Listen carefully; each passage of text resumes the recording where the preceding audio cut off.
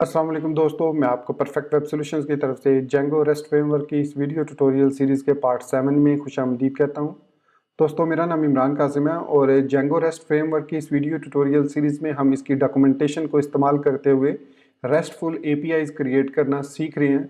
और आज के इस पर्टिकुलर जेंगो रेस्ट फ्रेमवर्क के वीडियो ट्यूटोरियल में हम बात करने जा रहे हैं रिलेशनशिप्स पर और हाइपर लिंक्ड एपीआईज पर कि हाइपर लिंक्ड एपीआईज क्या होती हैं और वो क्यों इंपॉर्टेंट है जेंगो रेस्ट फ्रेमवर्क के अंदर और इसकी मदद से हम क्या एडवांटेजेस ले सकते हैं। तो मैं उम्मीद करता हूं कि आप मेरे इस वीडियो ट्यूटोरियल को एंड तक देखेंगे और इसको लाइक भी करेंगे।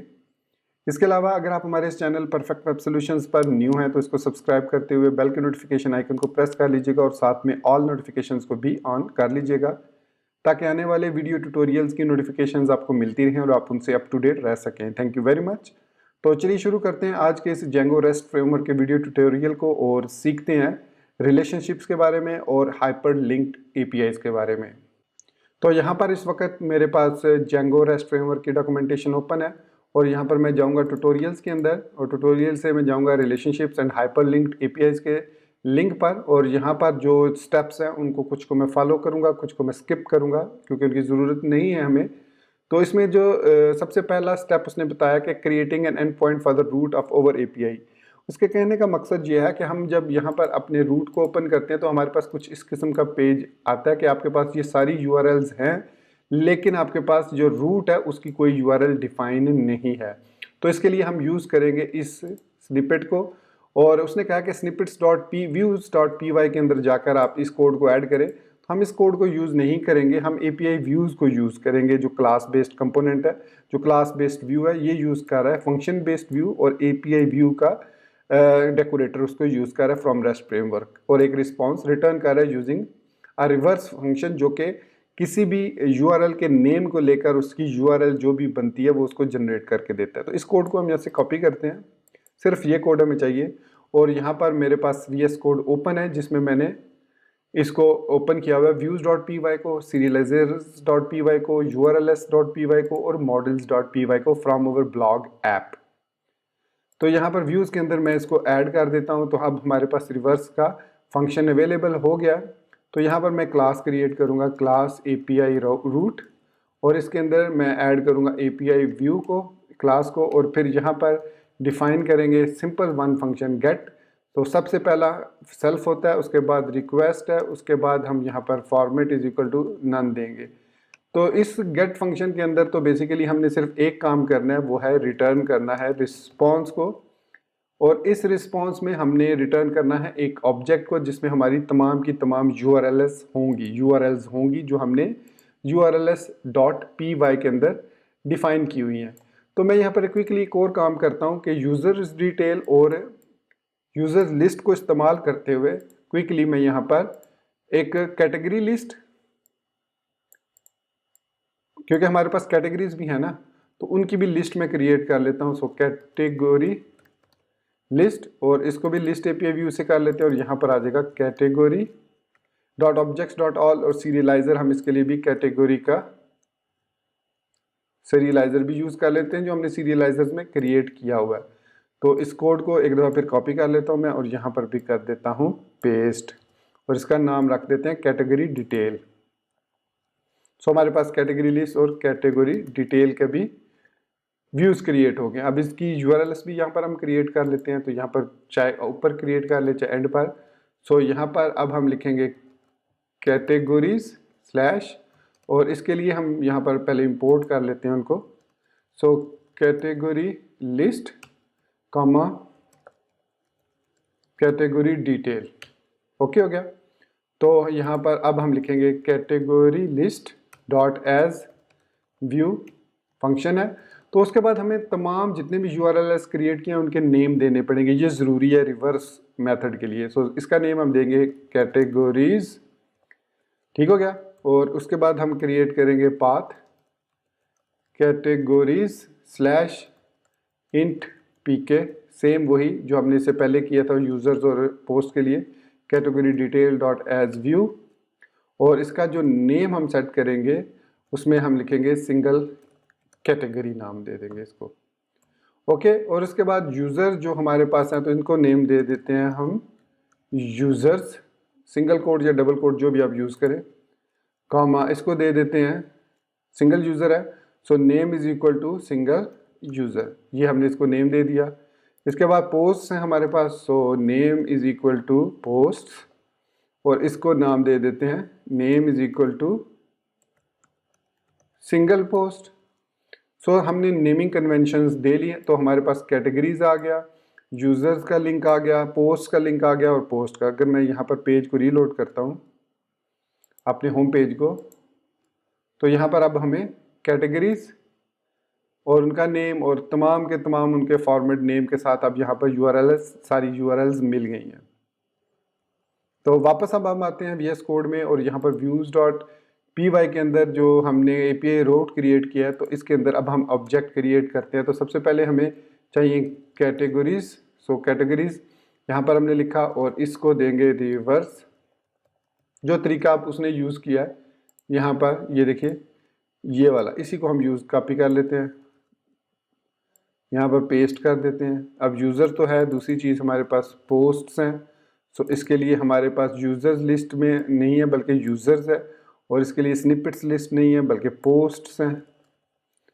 फिर उसके बाद हमारे पास हैं कैटेगरीज, तो एक दफ़ा फिर इसको पेस्ट कर लेते हैं। सो ये होगी हमारे पास कैटेगरीज और यहाँ पर हमारे पास हो गई कैटेगरीज, और ये हमारे पास क्या है, यूज़र्स हैं, पोस्ट्स हैं और कैटेगरीज हैं, यही है categories, users and posts. Okay, तो लास्ट वाली को मैं डिलीट कर देता हूँ। तो ये हमने इसको रिटर्न कर दिया रिस्पॉन्स में सिंपल डेफ गेट के फंक्शन के साथ, एंड दैट्स इट। अब ये हमारे पास रूट क्रिएट हो गया, तो हम वापस आएंगे urls.py में और यहाँ पर एट द एंड यहाँ पर मैं पाथ क्रिएट कर देता हूँ एम्प्टी स्ट्रिंग के साथ के, या फिर आप इसको स्टार्ट में भी कर सकते हैं। इसका मतलब होता है होम रूट या रूट इसको कहते हैं। सो पाथ सिंगल कोट या डबल कोट जो भी आप यूज़ करना चाहें। तो API रूट को हम यहाँ पर इंपोर्ट कर लेते हैं, API root, and that's it. यहाँ पर आप लिखेंगे API root dot as view और नेम इसको भी दे देते हैं रूट, सिंपल। तो ये हमारे पास अब पाथ क्रिएट हो चुके हैं सक्सेसफुली। अब मैं जब अपने पेज को रीलोड करूँगा तो अब आप देखेंगे कि यहाँ पर हमारे पास तीनों रूट्स आ जाएंगे और ये हमारा सर्वर रीस्टार्ट हुआ, और यहाँ पर अब आप देख सकते हैं कि हमारे पास यूज़र्स का भी लिंक आ गया, कैटेगरीज पोस्ट का लिंक आ गया। मैं इस पर क्लिक अगर करता हूँ तो हम यहाँ पर यूज़र लिस्ट पर आ गए और यहाँ से वापस हम API रूट पर जा सकते हैं। तो इससे क्या होगा, हमें बार बार URLs में डिज़ाइन नहीं, टाइप नहीं करना पड़ेगा। हम यहाँ से आसानी से अब लिंक्स के थ्रू यहाँ पर आ सकते हैं। तो ये एक बेसिक एग्जांपल है, ये हाइपर लिंक्ड API है कि ये यूज़र्स वाला जो यूज़र्स की जो की है वो हमें हाइपर लिंक कर रही है यूज़र्स के यूज़र्स की API के साथ, जहाँ पर हम यूज़र्स की लिस्ट देख सकते हैं। So this is called creating an end point for the root of our API। तो एंड पॉइंट क्रिएट करने के बाद उसने जो हमें कुछ चीज़ें क्रिएट करना सिखाई, जैसे creating an end point for highlighted snippets, तो ये बेसिकली व्यूज़ क्रिएट करने के डिफरेंट तरीके हैं। फिर हाइपर लिंकिंग ओवर API, तो इसमें उसने बताया कि रिलेशनशिप्स के लिए जब हम रिलेशनशिप्स क्रिएट करते हैं बिटवीन एंटिटीज़, और ये एक चैलेंजिंग जॉब है जब आप वेब API डिज़ाइन कर रहे होंगे, ये बहुत एक इंपॉर्टेंट टास्क है। So there are a number of different ways that we might choose to represent a relationship using primary keys. Normally हम जानते हैं कि जब हम दो टेबल्स को आपस में लिंक करते हैं तो प्राइमरी कीज़ के थ्रू लिंक करते हैं। एक टेबल की प्राइमरी की दूसरे टेबल में एज अ फॉरेन की यूज़ होती है। दूसरा तरीका है using hyper linking between entities. अब यहाँ पर उसने स्पेसिफिक ये नहीं कहा कि सिर्फ प्राइमरी कीज़, उसने कहा कि एंटिटीज़, हम किसी भी एक फील्ड को लेके उसको फिर लिंक कर सकते हैं। फिर as using a unique identifying slug field on the related entity, तो यहाँ पर हम स्लग फील्ड की एंटिटी भी क्रिएट कर सकते हैं। फिर using the default string representation of the related entity, ये भी तरीका यूज़ कर सकते हैं। Nesting the related entities inside the parent representation, और कुछ अदर कस्टम रिप्रेजेंटेशन भी, हम कस्टम कोडिंग भी कर सकते हैं। अब यहाँ तक तो ये ठीक है। अब बाकी कोडिंग को हम फॉलो नहीं करेंगे क्योंकि ये ट्यूटोरियल तो शॉर्ट हो गया, उसने सिर्फ बनाना सिखाया। लेकिन हम अब जाएंगे API गाइड के अंदर और यहाँ से हम आएंगे सीरियलाइजर रिलेशंस पर, क्योंकि जो चीज़ें इसने हमें बताई हैं कि कौन कौन से टाइप्स के रिलेशनशिप्स हैं वो सारे के सारे यहाँ पर डिफाइन है। तो यहाँ पर एक कोट लिखा है कि data structures not algorithms are central to programming, कि अगर आप प्रोग्रामिंग सीख रहे हैं, वेब प्रोग्रामिंग है चाहे कोई भी प्रोग्रामिंग है, तो एल्गोरिदम पर इतना फोकस मत कीजिए, बल्कि डाटा स्ट्रक्चर पर ज़्यादा, कि किस तरीके से आप डाटा को स्ट्रक्चर कर सकते हैं, ऑर्गेनाइज कर सकते हैं, उसको सीखिए। That is more important than algorithms. Algorithms को आप मैथ में रहने दीजिए, ये रॉब पाइक का कहना है। उसके बाद जो है उसने यहाँ पर कहा कि इंस्पेक्टिंग के किस तरीके से हम रिलेशनशिप्स को इंस्पेक्ट कर सकते हैं यूजिंग शेल। तो आप इसकी प्रैक्टिस कर लीजिएगा, सिंपल 4 लाइनों का कोड है, इसको लिख लीजिएगा। मैं इस पर टाइम वेस्ट नहीं करना चाह रहा कि यहाँ पर वो पहले फॉर्म फ्रॉम सीरियलाइजर से इंपोर्ट करे, अकाउंट सीरियलाइजर, आपके पास पोस्ट सीरियलाइजर, आपके पास कैटेगरी सीरियलाइजर है, आपके पास यूजर सीरियलाइजर है, तो आप उसको कर सकते हैं। अब यहाँ पर जो इंपॉर्टेंट चीज़ है, यहाँ पर जो उसने कहा है वो लेकर चल रहा है 2 मॉडल्स को, एक एल्बम का मॉडल और एक ट्रैक का मॉडल। तो हम लेकर चल रहे हैं कैटेगरी का मॉडल जो हम लेके चलेंगे इसको एक्सप्लेन करने के लिए, और दूसरा हम लेके चलेंगे ट्रैक का मॉडल, सॉरी पोस्ट का मॉडल। इसके अलावा यूजर्स का मॉडल भी हम साथ लेके चल सकते हैं। सो एनीवेज वो क्लास एल्बम और क्लास ट्रैक को लेके चल रहे, दोनों मॉडल्स हैं। इसमें हमारा जो ट्रैक है वो मैनी टू वन का रिलेशनशिप है, many track can be added into one album, तो इसलिए उसने यहाँ पर फॉरेन की यूज़ किया और इसको एल्बम से लिंक कर दिया। ये हम ऑलरेडी काम कर चुके हैं। अगर यहाँ पर मैं आपको दिखाऊँ अपने कोड में कि models.py में हमने पोस्ट के अंदर कैटेगरी क्रिएट की एज अ फॉरेन की और इसको लिंक कर दिया इस कैटेगरी के साथ as a many to one relationship. और इसी तरीके से हमने यहाँ पर ओनर के नाम से एक और रिलेशनशिप क्रिएट किया जो यूज़र मॉडल के साथ रिलेटेड है। So these are the things हमने ऑलरेडी सेटअप की हुई हैं। तो हम वो लेके चल रहे हैं एल्बम और ट्रैक को, हम लेके चलेंगे कैटेगरी और पोस्ट को। अब सबसे पहला जो उसने रिलेशनशिप बताया वो है स्ट्रिंग फील्ड का रिलेशनशिप, लेकिन उससे पहले उसने यहाँ पर एक क्लास मेटा के अंदर एक न्यू की यूज़ की है, यूनिक टुगेदर, जो हमने यूज़ नहीं की। अब ये बेसिकली है क्या चीज़, यूनिक जो की है, ये की जो है अब टुगेदर करती है किसी भी 2 कॉलम्स को, और फिर हम उनको str के underscore underscore str underscore underscore के अंदर उनको यहाँ पर रिटर्न कर सकते हैं एज अ फील्ड, और वो फील्ड हमारे URLs में डिस्प्ले होगी, हमारे उस API के व्यूज़ में शो होगी। तो जो हमने किया वो डिफ़ॉल्ट ये किया हुआ है, सिर्फ हमने यहाँ पर सिर्फ रिटर्न किया हुआ है सेल्फ टाइटल को, एंड दैट्स इट। हमें और ज़रूरत नहीं है, हम टाइटल को ही डिस्प्ले कराएंगे। अब उसने कहा है कि पहला जो तरीका है वो है स्ट्रिंग रिलेटेड फील्ड।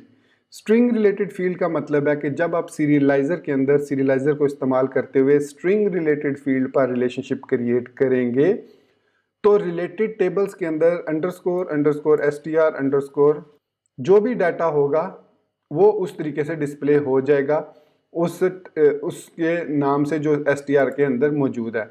यहाँ पर इस केस में उसने ऑर्डर और टाइटल को डिस्प्ले कराया, तो यहाँ पर आप देख सकते हैं ऑर्डर 1 है और सनफ्लावर उसका टाइटल है ट्रैक का, तो वो डिस्प्ले हो रहा है। हमारे केस में क्या होगा वो हम करते हैं।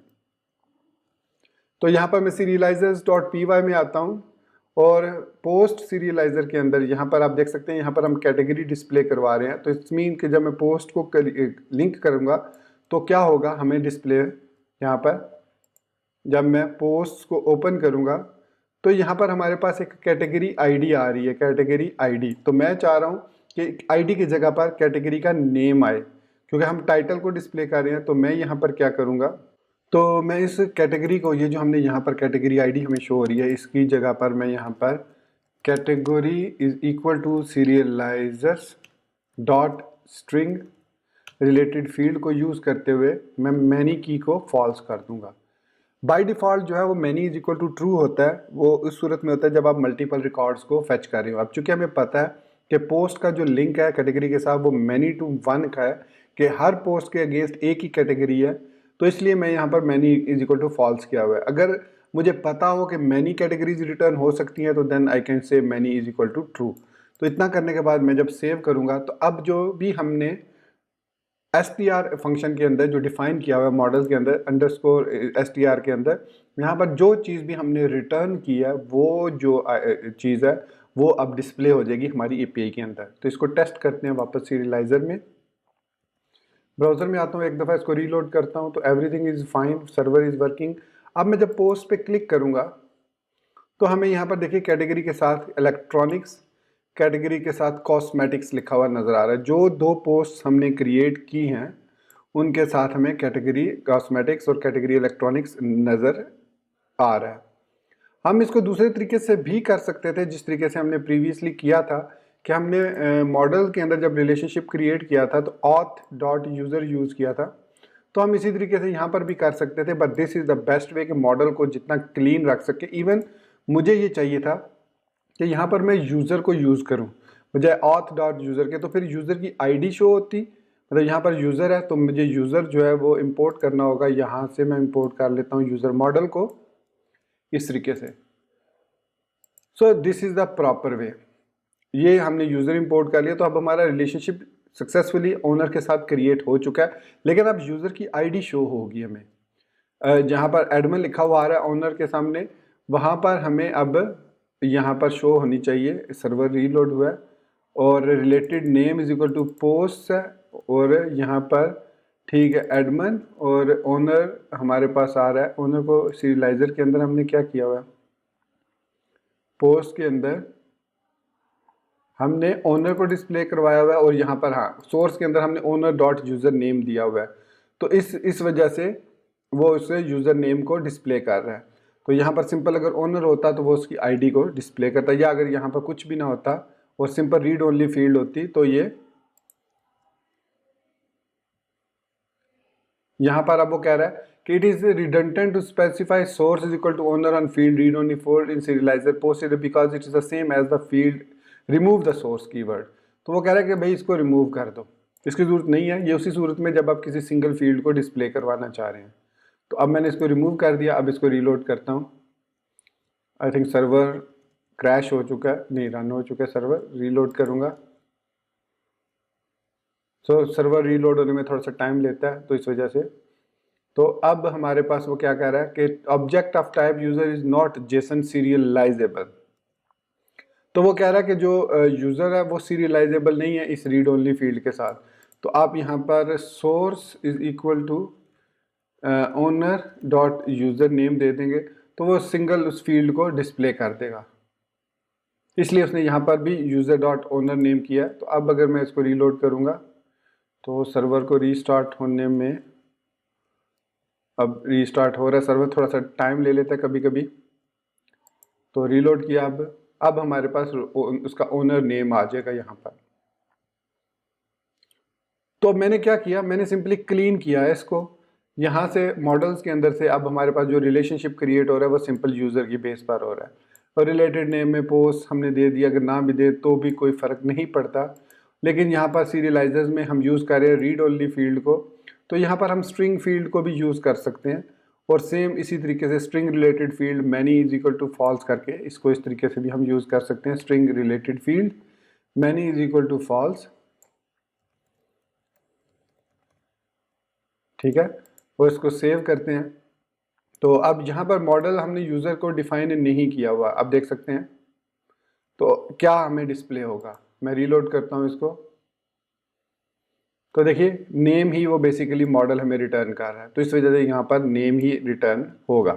सो आपने देखा कि हमने स्ट्रिंग मॉडल फील्ड को यूज़ करते हुए सीरियलाइजर को, स्ट्रिंग रिलेटेड फील्ड को यूज़ करते हुए ओनर का नेम भी डिस्प्ले कर लिया, क्योंकि बाय डिफ़ॉल्ट वो यूज़र नेम ही रिटर्न करता है जो यूज़र मॉडल है। तो नेक्स्ट अब हम देखते हैं कि हमारे पास कौन सा फील्ड है।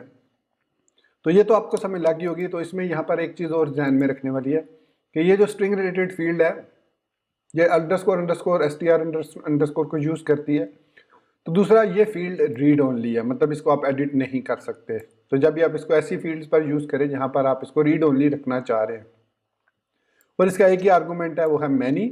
If apply to many relationship you should set this argument to true, otherwise अब ये बाय डिफॉल्ट फॉल्स ही होता है, आई थिंक सो। तो आपको एक्सप्लिसिटली मैनी ट्रू करने की ज़रूरत नहीं होती, सॉरी मैनी फॉल्स करने की ज़रूरत नहीं होती। ये explicitly many is equal to false ही होता है। नेक्स्ट है हमारे पास प्राइमरी की रिलेटेड फील्ड। तो ऑफकोर्स नाम से ही आपको पता चल गया होगा कि प्राइमरी की रिलेटेड जो फील्ड होती है वो आपके जो भी रिलेशनशिप्स होते हैं प्राइमरी की बेस पर उसको यूज़ करता है। So primary key related field में भी use to represent the target of the relationship using its primary key. For example album serializers, again वो कह रहा है कि एल्बम सीरियलाइजर जो उसका ये वाला सीरियलाइजर है क्लास एल्बम सीरियलाइजर, इसका रिलेशनशिप ट्रैक के साथ वो क्रिएट कर रहा है। तो वो कह रहा है primary key related many is equal to true, read only is equal to true. ये यहाँ पर आप उसने एक्सप्लिसिटली बताया कि रीड ओनली ट्रू करो, अदरवाइज ये रीड और राइट दोनों के लिए यूज होता है। तो जो प्राइमरी की का एक तो एडवांटेज ये है कि ये रीड और राइट के लिए यूज होता है, तो इसमें कुछ एक्स्ट्रा ऑप्शंस भी हमें देने पड़ते हैं, जैसे many is equal to true है, read only is equal to true है। तो ये हमें आईडीज को रिटर्न करता है। जो लास्ट में हमने देखा था कि आईडीज रिटर्न हुई थी, कैटेगरी की आईडी रिटर्न हो रही थी, तो वो प्राइमरी की रिलेटेड फील्ड की मदद से हम आईडी को डिस्प्ले कर सकते हैं। तो इसको किस तरीके से यूज़ करते हैं, हम यहाँ पर अगर आईडी को डिस्प्ले करवाना चाह रहे हैं कैटेगरी की, तो स्ट्रिंग रिलेटेड फील्ड की बजाय हम यूज़ करेंगे primary key related many is equal to false ज़रूर करेंगे हम, क्योंकि एक ही कैटेगरी है। और उसके बाद यहाँ पर कॉमा दे के रीड ओनली इसको ट्रू करेंगे, ताकि वो इसको रीड ओनली ही रखे। अब हमें यहाँ पर कैटेगरी की बजाय, उसका नेम की बजाय इसकी आईडी डिस्प्ले होगी। तो यहाँ पर वापस आते हैं, रीलोड करेंगे जब पोस्ट को, तो अब आप देख सकते हैं हमें by default category he return हो रही है, और ये जो रिलेशनशिप है ये डिफ़ॉल्ट रिलेशनशिप है। फॉर एग्जांपल अगर ये मैं रिलेशनशिप ऐड नहीं करता तो हमें यही आउटपुट मिलेगी जो अभी हमें मिली है।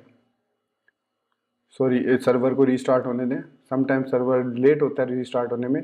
तो आप देख सकते हैं कैटेगरी 1 हमें डिस्प्ले हो रही है, तो ये डिफ़ॉल्ट रिलेशनशिप होता है प्राइमरी की रिलेटेड फील्ड का। तो ये ऑटोमेटिकली डिटरमिन करता है 1 to many is equal to false है, read only is equal to true है। तो आप इसको एक्सप्लिसिटली इस तरीके से डिफाइन भी कर सकते हैं। So the best one is this string related field, ताकि आपको पता हो कि किस स्ट्रिंग से रिलेटेड है वो। लेकिन ये भी समटाइम यूज़फुल नहीं होता जब आप आगे चल के हाइपरलिंक्ड एपीआईज को देखेंगे। तो ये हमारे पास है प्राइमरी की रिलेटेड फील्ड। सो प्राइमरी की रिलेटेड फील्ड, इसके कुछ आर्ग्यूमेंट्स हैं। इसमें हम एक्सप्लिसिटली क्यूरी सेट बना सकते हैं, मैनी का मैंने बता दिया, अलाउ नल भी है, पीके फील्ड, प्राइमरी की फील्ड कौन सी है, बाय डिफ़ॉल्ट आईडी होती है। लेकिन अगर आपकी प्राइमरी की का नेम डिफरेंट है, फॉर एग्जांपल आपने पोस्ट अंडरस्कोर आईडी को प्राइमरी की रखा हुआ है, तो आप उस फिर पीके अंडरस्कोर फील्ड में उसको डिफाइन करेंगे कि कौन सी है। उसमें उसने यहाँ पर एक एग्जांपल भी दी है, PK field is equal to U I D field, जो भी है व्हाटसोएवर। तो आप इसके ये पैरामीटर्स दे सकते हैं। क्यूरी सेट में आप ऑब्जेक्ट का नेम दे सकते हैं कि किस क्यूरी को किसको वो रिटर्न करे, मतलब कौन से टेबल से डाटा को रिटर्न करे। वो बाय डिफॉल्ट खुद भी उठा लेता है, हमें बताने की ज़रूरत नहीं है, लेकिन इन सर्टन केसेस हमें ज़रूरत पड़ेगी आगे चल के। उसके बाद है हमारे पास हाइपर लिंक्ड रिलेटेड फील्ड, बहुत इंपॉर्टेंट और यूज़फुल रिलेशनशिप है ये उस वक्त आप रिलेशनशिप क्रिएट करते हैं जब आप नेविगेट करना चाह रहे हैं। फॉर एग्जांपल आपने पोस्ट की एपीआई सारी डिलीट की, शो की हैं, नीचे आप शो करना चाह रहे हैं कि इसके ओनर कौन है इसका, और उसका लिंक ऑटोमेटिकली डिस्प्ले करना चाह रहे हैं, बजाय इसके कि आप मैनुअली ऐड करें कि दिस एंड दिस आईडी। आप हाइपर लिंक्ड रिलेटेड फील्ड को यूज़ करके उसका यूआरएल जनरेट कर सकते हैं। किस तरीके से, देखिए हमारे पास ये कैटेगरी का लिंक है, तो यहाँ पर मैं हाइपर लिंक रिलेटेड फील्ड को यूज़ करना चाह रहा हूँ, तो मैं लिखूँगा हाइपर लिंक रिलेटेड फील्ड। अब इसका जो पहला आर्ग्यूमेंट है वो है many is equal to true, हमारी केस में many is equal to false है। Read only is equal to true देना पड़ेगा, read only is equal to true हम देंगे कि ये ट्रू रीड ओनली है।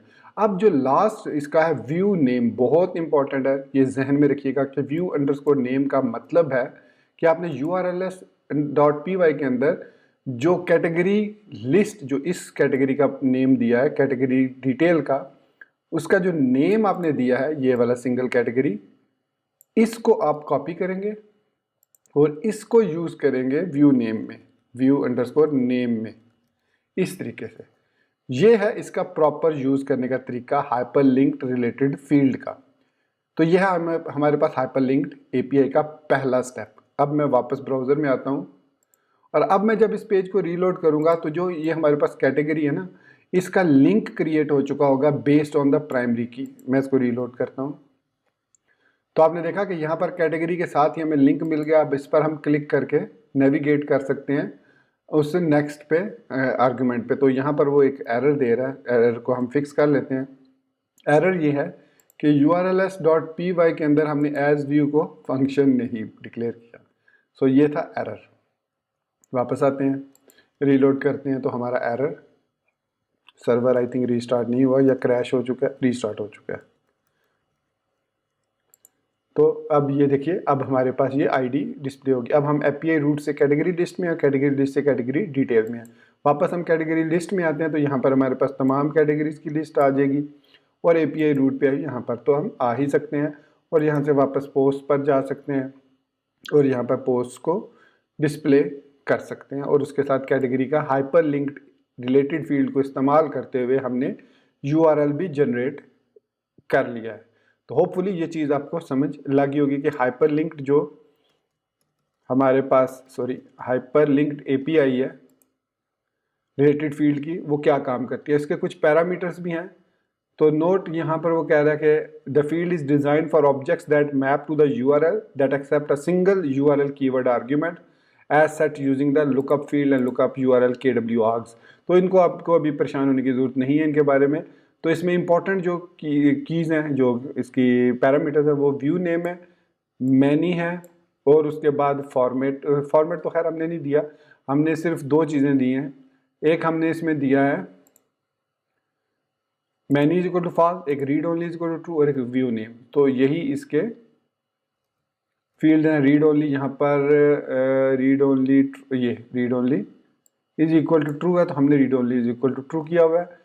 अगर आप रीड ओनली ट्रू नहीं करेंगे तो वो कहेगा कि फिर हमें क्यूरी सेट बताओ कि किस टेबल से डाटा, किस मॉडल से डाटा आपने लेना है। फॉर एग्जांपल देखिए, मैं अगर query set read only true ख़त्म करता हूँ, सेव करूँगा और इसको मैं रीलोड करता हूँ पोस्ट को, तो यहाँ पर हमें एक एरर मिलेगा। तो एरर क्या है कि ये देखिए, assertion relational field must provide a query set argument और set read only is equal to true. वो कह रहा है या तो क्यूरी सेट हमें दो या फिर रीड ओनली को ट्रू कर दो। तो मैं दोनों में से एक काम कर सकता हूँ, मैं यहाँ पर लिख सकता हूँ query set is equal to, अब क्यूरी सेट हम क्या लिखेंगे, इसका लिंक किसके साथ है, पोस्ट सीरियल कैटेगरी के साथ। So category dot objects dot all हम इस तरीके से लिख देंगे। सेव किया इसको, सर्वर नहीं रीस्टार्ट हुआ, ब्रेक किया सर्वर को, रीस्टार्ट किया, सर्वर रीस्टार्ट हो गया। अब वापस आते हैं, अब इसको रीलोड करते हैं तो we are back to normal. ठीक हो गया। अब मैं इसको अगर क्लिक करता हूँ जहाँ हमने क्यूरी पोस्ट ऑल किया हुआ है तो ये देखिए वो हमारे पास ओपन हो चुकी है क्यूरी। सो इस तरीके से हम जो है वो यूज़ कर सकते हैं रिलेट्स हाइपर लिंक्ड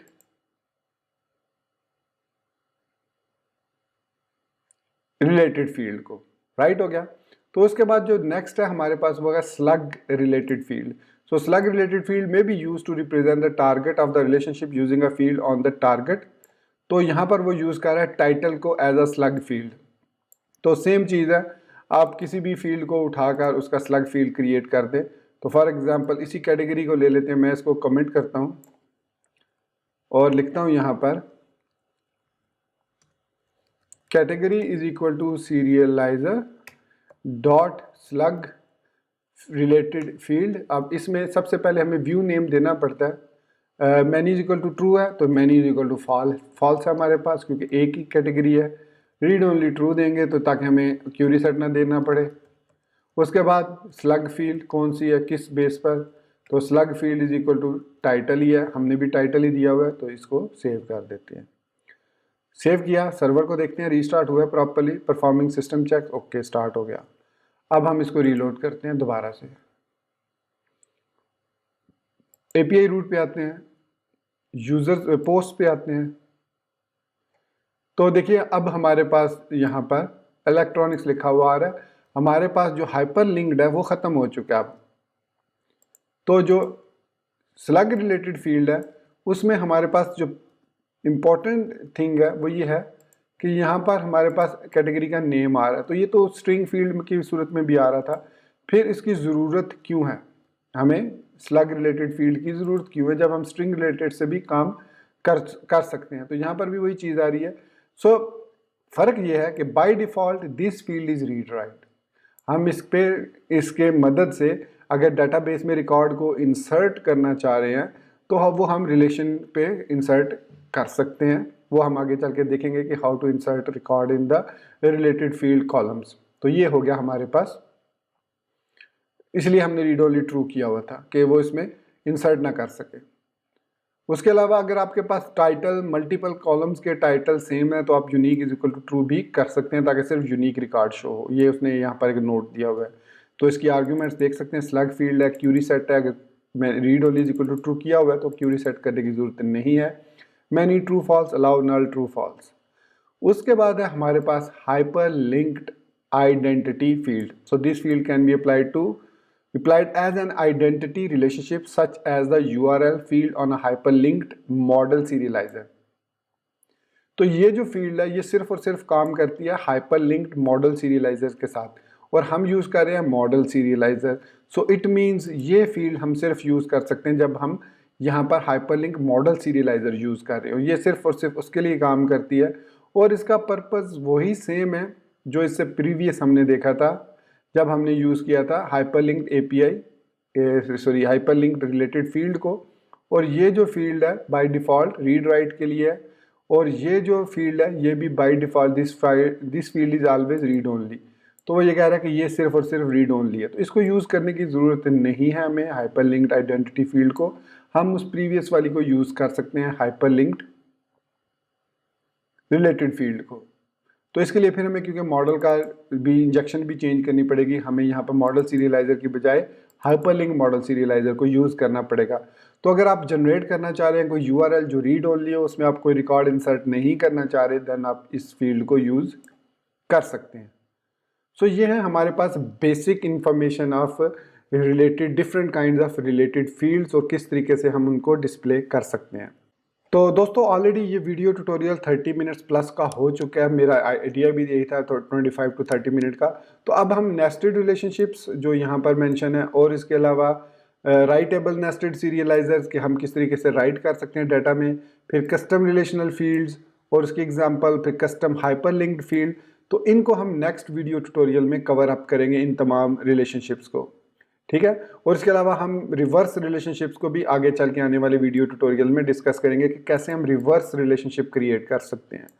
सो मैं अपनी इस वीडियो ट्यूटोरियल को यहीं पर ख़त्म करता हूं और मिलते हैं नेक्स्ट वीडियो ट्यूटोरियल में, जिसमें हम स्टार्ट करेंगे यहाँ से नेस्टेड रिलेशनशिप्स पर, और उसके अलावा किस तरीके से हम रिकॉर्ड को इंसर्ट कर सकते हैं डाटाबेस में बाय कॉलिंग द यूआरएल्स और हाइपरलिंक्ड यूआरएल या हाइपरलिंक्ड रिलेटेड फील्ड। तो दोस्तों इसी बात के साथ मैं अपने इस वीडियो ट्यूटोरियल को यहाँ पर ख़त्म करता हूँ। मिलते हैं नेक्स्ट वीडियो ट्यूटोरियल में।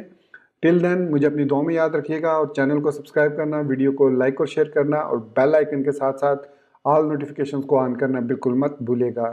सो guys, thank you very much for watching this video tutorial. Take care, goodbye and Allah हाफिज़।